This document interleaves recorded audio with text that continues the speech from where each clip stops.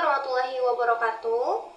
Perkenalkan, saya Nabila Khair dengan NIM 2213040166. Video ini saya buat untuk memenuhi tugas UTS dalam mata kuliah Asuransi Syariah dengan dosen pengampu Dr. Ali Suryani, MAG.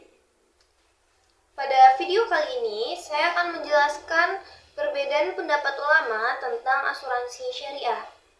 Pada kesempatan kali ini, saya akan menjelaskan tentang pendapat ulama yang memperbolehkan asuransi syariah dan ulama yang tidak memperbolehkan asuransi syariah, serta pendapat ulama fikih kontemporer tentang hukum asuransi syariah.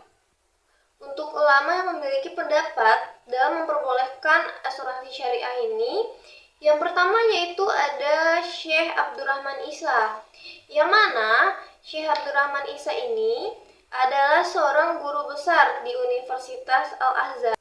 Syekh Abdurrahman Isa ini dengan tegas menegaskan bahwa asuransi adalah bentuk praktek muamalah baru yang belum pernah ditemukan oleh para sahabat Nabi maupun para ulama terdahulu. Syekh Abdurrahman Isa mengatakan bahwa sesungguhnya perusahaan asuransi dengan nasabahnya ini saling mengikat dalam perbuatan ini atas dasar saling meridhoi.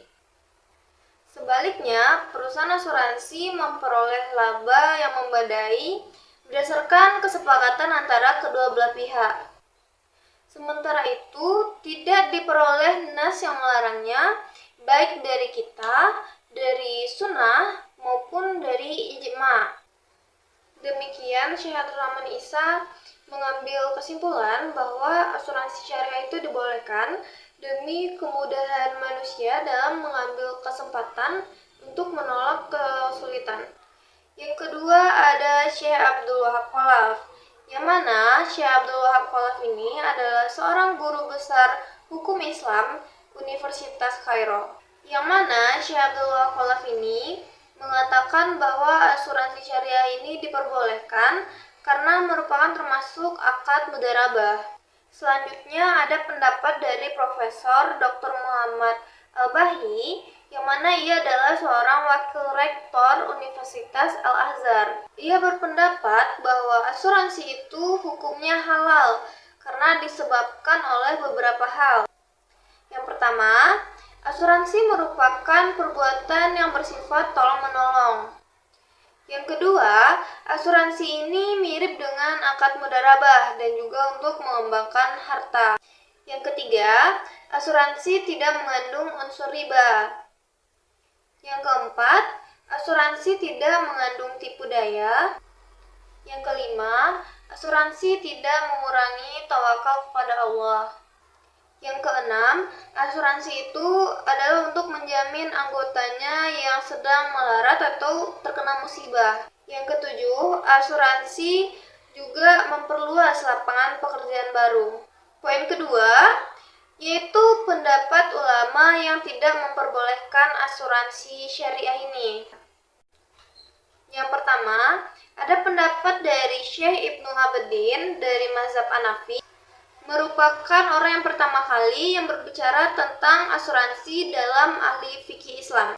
Ibnu Abidin berpendapat bahwa asuransi merupakan perbuatan yang haram, dikarenakan uang setoran peserta merupakan suatu kewajiban yang tidak pasti atau tidak wajib. Karena itulah merupakan sesuatu yang tidak sah menurut syariat Islam. Selanjutnya ada pendapat dari Muhammad Bakti Al-Muti, yang mana ia merupakan seorang mufti Mesir. Menurutnya, akad asuransi tidak memenuhi syarat akad kafalah karena objek yang dijamin tidak jatuh tempo untuk diserahkan. Dan perusahaan asuransi tidak melakukan kerusakan dengan sengaja, sehingga prinsipnya tidak sesuai dengan prinsip kafalah ataupun ta'adi. Ada juga pendapat dari Muhammad Al-Ghazali. Al-Ghazali mengharamkan asuransi karena mengandung unsur riba. Selanjutnya, ada pendapat dari Syahid Sabiq, Abdullah Al-Kalkili, Yusuf Kardawi, dan Majelis Ulama Fikih. Mereka mengharamkan asuransi karena mengandung unsur-unsur sebagai berikut.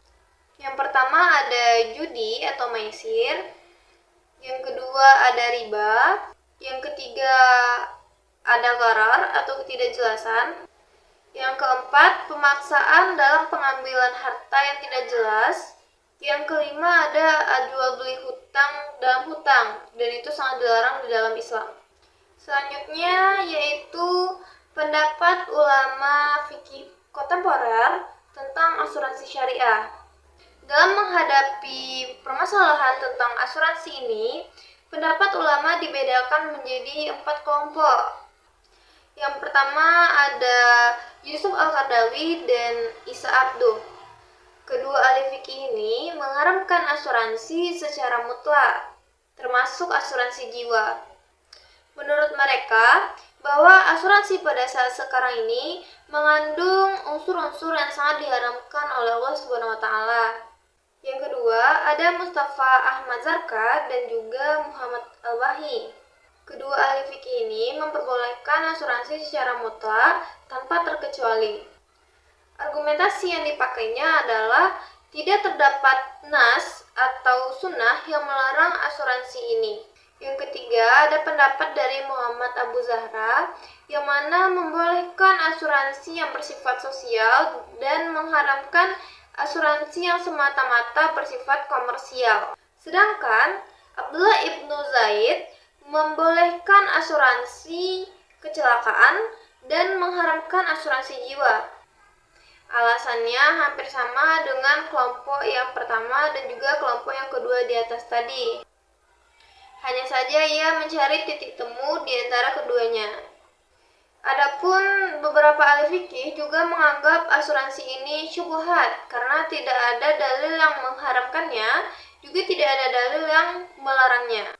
Baiklah, hanya itu yang dapat saya sampaikan. Assalamualaikum warahmatullahi wabarakatuh.